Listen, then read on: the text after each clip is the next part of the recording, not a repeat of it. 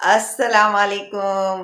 میں ہوں شاہین اور آپ دیکھ رہے ہیں آشیانہ شاہین کا. جیتے رہیے بھائی، ہنستے رہیے، مسکراتے رہیے اور دیکھتے رہیے آشیانہ شاہین کا، کیونکہ شاہین کے آشیانے میں ہے بہت زبردست قصے، کہانیاں، معلوماتی، دلچسپ، سبق آموز کہانیاں اور وہ واقعات جو آپ کو آنے والے ہیں انشاءاللہ تعالیٰ بہت زیادہ پسند. تو آج میں سنانے والی ہوں آپ کو حضرت موسیٰ علیہ السلام کے زمانے کا ایک واقعہ.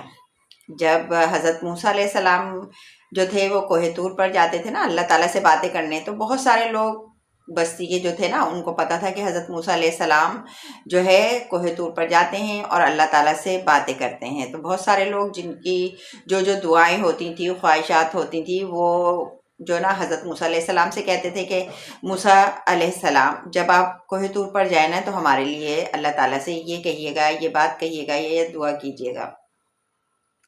اسی زمانے کا ایک واقعہ ہے کہ ایک نوجوان شخص تھا. وہ جو تھا نا بہت پیسہ تھا اس کے پاس، لیکن وہ تھا بہت زیادہ کنجوس. اور جو تھا نا اس کو بہت زیادہ شوق تھا کہ میں جو ہوں جانوروں کی بولیاں سمجھنے لگوں. اس کو یہ معلوم تھا اچھی طرح کہ حضرت موسیٰ علیہ السلام جو ہے نا وہ جانوروں کی بولیاں سمجھتے ہیں.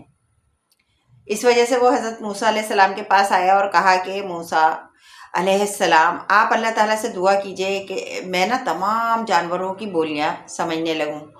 تو حضرت موسیٰ علیہ السلام نے کہا کہ بھئی ایسا کیوں؟ تم انسانوں کی بولیاں سمجھتے ہو نا، سنتے ہو اور بولتے ہو، تو اس بات پہ ہی اللہ تعالیٰ کا لاکھ لاکھ شکر ادا کرو کہ اللہ تعالیٰ نے تمہیں اتنی صلاحیت عطا کی ہے.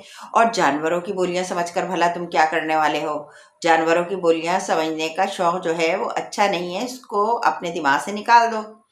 لیکن وہ شخص جو تھا نا وہ بضد ہو گیا. نوجوان جو تھا وہ ضد کرنے لگا، کہنے لگا موسیٰ علیہ السلام مجھے بہت زیادہ شوق ہے کہ میں جانوروں کی باتیں سنوں اور جو ہے نا سمجھوں. بس آپ اللہ تعالیٰ سے میرے لیے نا بہت دعا کر دیجئے کہ میں یہ جو ہے نا جانوروں کی بولیاں سمجھنے لگوں. اب حضرت موسیٰ علیہ السلام اس کو سمجھانے لگے کہ بھئی یہ تمہارے حق میں بہتر نہیں ہے کہ تم جانوروں کی بولیاں سمجھو، اور تم کیوں سمجھنا چاہتے ہو؟ اس سے اللہ تعالیٰ کا قرب حاصل نہیں ہوتا ہے. پھر وہ اس کو سمجھانے لگے کہ اللہ تعالیٰ خوش نہیں ہوتا ہے، اللہ تعالیٰ ان باتوں سے خوش ہوتا ہے کہ جو نعمتیں تمہیں عطا کی ہیں نا تم ان پر اس کا شکر ادا کرو. اور جانوروں کی بولیاں سمجھنے سے تمہارے پاس مصیبت بھی آ سکتی ہے، پریشانی بھی آ سکتی ہے، لہٰذا تم یہ خیال چھوڑ دو. لیکن وہ نوجوان جو تھا نا وہ اس نے بڑی خوشامد شروع کر دی. کہنے لگا نہیں نہیں، اچھا پورے جانوروں کی بولیاں اگر میں نہیں سمجھ سکتا نا تو بس جو میرے گھر میں جانور ہیں، ایک بہت میرا چہیتا مرغ ہے اور ایک کتا ہے، تو بس اللہ تعالیٰ سے آپ صرف اتنی ہی دعا کر دیجئے کہ میں وہ جو اپنا مرغ ہے اور کتا اس کی بولی ہی سمجھنے لگوں. تو موسیٰ علیہ السلام نے جب اس کی اتنی ضد دیکھی نا اور دیکھا کہ وہ بہت زیادہ اس کی یہ خواہش ہے، تو موسیٰ علیہ السلام نے اللہ تعالیٰ سے دعا کر دی. تو اللہ تعالیٰ نے موسیٰ علیہ السلام پر وہی نازل فرمائی کہ بھئی جاؤ موسیٰ، کہہ دو کہ ہم نے تمہاری اس خواہش کو پورا کر دیا، اب کتے اور مرغ کی بولی تم سمجھ سکتے ہو. حضرت موسیٰ علیہ السلام نے جب اس آدمی کو یہ خوشخبری سنائی نا تو وہ بے انتہا خوش ہوا اور شکریہ ادا کر کے موسیٰ علیہ السلام کا خوشی خوشی اپنے گھر کی جانب چلا گیا. اس کو لگی تھی بہت زیادہ بھوک. اس نے سوچا پہلے میں کھانا کھا لوں، پھر دیکھتا ہوں کہ مجھے سمجھ آ رہی ہے یا نہیں آ رہی ان دونوں کی بولی. وہ کھانا کھانے کے لیے بیٹھا اور جو اس کی وہ جو تھی خادمہ، کھانا جس نے دیا تھا، اس نے دسترخوان کو اٹھایا اور دروازے کے باہر جا کے جھاڑ دیا. اچھا جب جھاڑا نا تو اس میں سے روٹی کے چند ٹکڑے گرے. جب روٹی کا اس میں سے بلکہ چند نہیں ایک ہی ٹکڑا تھا وہ گر گیا روٹی میں سے. جب اس نے دسترخوان جھاڑا تو مرغا جو ہے نا تیزی سے دوڑا اور جا کے نا اس کو اٹھا لیا ٹکڑے کو اور کھانے لگا. کتا اس پہ بھونکنے لگا. یہ دیکھ کر نا مالک جلدی سے باہر گیا کہ دیکھیں یہ جو باتیں کر رہے ہیں تو کیا کر رہے ہیں، اپنی بولی میں بول رہے ہیں، اور جو ہے نا موسیٰ علیہ السلام نے مجھے کہا ہے کہ بولیاں سمجھ آ جائیں گی. تو وہ جا کے نا قریب ہی کھڑا ہو گیا اور کان لگا کر سننے لگا. تو کتے نے کہا مرغے سے کہ ارے بھائی تو ایسا دوڑ کر آیا یہ روٹی کا ٹکڑا دیکھ کے اور تو نے جھپٹ لیا. بھائی تو بے شمار کھانا اللہ تعالیٰ نے تیرے لیے اتارا ہے، دانا ہے، دنکا ہے، زمین پہ چونچ مارتا ہے تو کیڑے مکوڑے کھا لیتا ہے، تیرا بھلا ہو جاتا ہے. تجھے پتہ ہے نا کہ یہ مالک کتنا کنجوس ہے، مجھے کھانے کے لیے تو کچھ ایسا دیتا نہیں ہے، میں صبح سے بھوکا ہوں، اور یہ جو روٹی کا ٹکڑا تھا اس پہ بھی تو نے اپنا حق جتا دیا، لے گیا، یہ روٹی کا ٹکڑا مجھے دے دے تاکہ میرا کچھ بھلا ہو جائے۔ تو مرغے نے کہا کہ جا ادھر ادھر دیکھ، جو تھوڑا بہت کھانا مل جائے گا تو کھا لے، اور زیادہ پریشان مت ہو، یہ جو ہمارا مالک ہے نا، کل اس کے پاس جو گھوڑا ہے وہ مر جائے گا، اور جب وہ مر جائے گا نا تو تیری دعوت ہو جائے گی، دیکھ میں تو گھوڑا کھا نہیں سکتا، روٹی کا ٹکڑا تو لہٰذا میں ہی کھاؤں گا، اور تو کل کا انتظار کر، آج کے لیے تھوڑا بہت تو کچھ کھا لے۔ کتا یہ سن کر خاموش ہو گیا اور خوش بھی ہو گیا کہ کل مالک کا جو ہے نا گھوڑا مر جائے گا تو بھائی میری تو ہو جائے گی دعوت۔ اب جب مالک نے یہ بات سنی نا کہ میرا گھوڑا مر جائے گا، تو وہ جلدی سے گھر آیا، گھوڑے کو کھولا اور جا کے اسے جو ہے نا بیچ دیا، اور پیسے لے کے خوشی خوشی گھر آیا، گننے لگا، او ہو بھائی آج تو مجھے اتنے سارے پیسے مل گئے، میرا نقصان ہونے سے بچ گیا، اگر میں ان کی بولی نہیں سمجھتا نا تو میرا نقصان ہو جاتا، گھوڑا مر جاتا اور یہ پیسے میرے ہاتھ سے نکل جاتے۔ بہت خوش ہوا کہ بھائی مجھے تو بڑا فائدہ ہوا جانوروں کی بولی سمجھنے کے لیے۔ اب جو ہے نا مالک تو بہت زیادہ خوش تھا کہ میں جو ہوں نا نقصان سے بچ گیا ہوں، لیکن دوسرے دن کیا ہوا کہ جب مالک کھانا کھانے بیٹھا اور نوکرانی نے جا کے نا پھر دسترخوان کو جھاڑا تو اس میں سے پھر کچھ جو ہے وہ گرا نیچے روٹی کا ٹکڑا، تو وہ بھاگ کے پھر پہنچ گیا اور کتا اس پہ بھونکنے لگا۔ تو مالک نے سوچا کیوں نہ میں جا کے سنوں کہ آج کیا ہی باتیں کر رہے ہیں، تو وہ گیا تو کتا اس سے کہہ رہا تھا کہ جھوٹے، تو نے تو کہا تھا کہ کل جو ہے مالک کا گھوڑا مر جائے گا، اور دیکھ وہ تو بیچ کر آ گیا، کوئی نہیں مرا، اور تو بہت جھوٹا ہے۔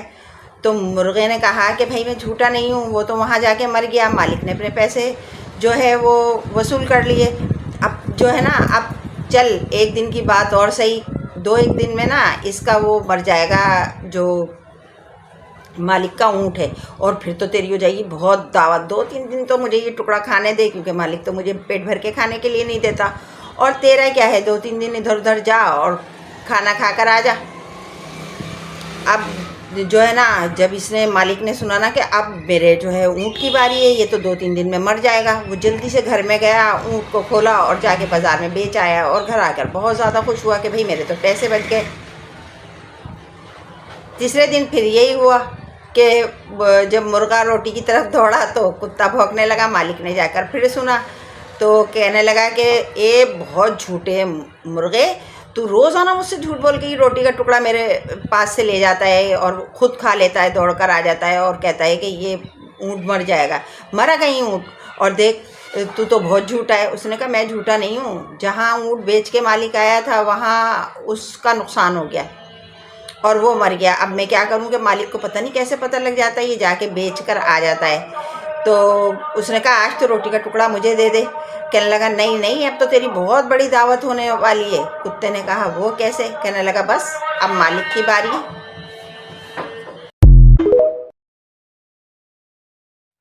کل جو ہے نا مالک کی باری ہے، کل مالک مر جائے گا، پھر اس کے رشتہ دار آئیں گے، وہ گائے کاٹیں گے اور بہت دیگیں چڑھیں گی، کھانا بنے گا، پھر گوشت بچا ہوا اور ہڈیاں، بس تیرے تو مزے ہیں، اور مزے تو میرے بھی آنے والے ہیں، روٹی بھی بہت بچے گی اور میں بھی بہت کھاؤں گا۔ جب اس شخص نے سنا نا کہ اب میری باری ہے، وہ بھائی اب میں کیا کروں، بھاگا دوڑا اور جا کے بری حالت، چلا نہیں جا رہا تھا، بولا نہیں جا رہا تھا، گلا خشک ہو گیا موت کے خوف سے کہ میں تو کل مر جاؤں گا، بھاگا حضرت موسیٰ علیہ السلام کے پاس گیا اور کہا حضرت موسیٰ علیہ السلام دیکھیں میں نے پہلے جو تھا نا اس طرح سنا اور اب میری باری ہے، کل جانور بات کر رہے تھے کہ کل میں مر جاؤں گا، تو موسیٰ علیہ السلام آپ میری جان کو بچا لیجئے، اب میں کیا کروں۔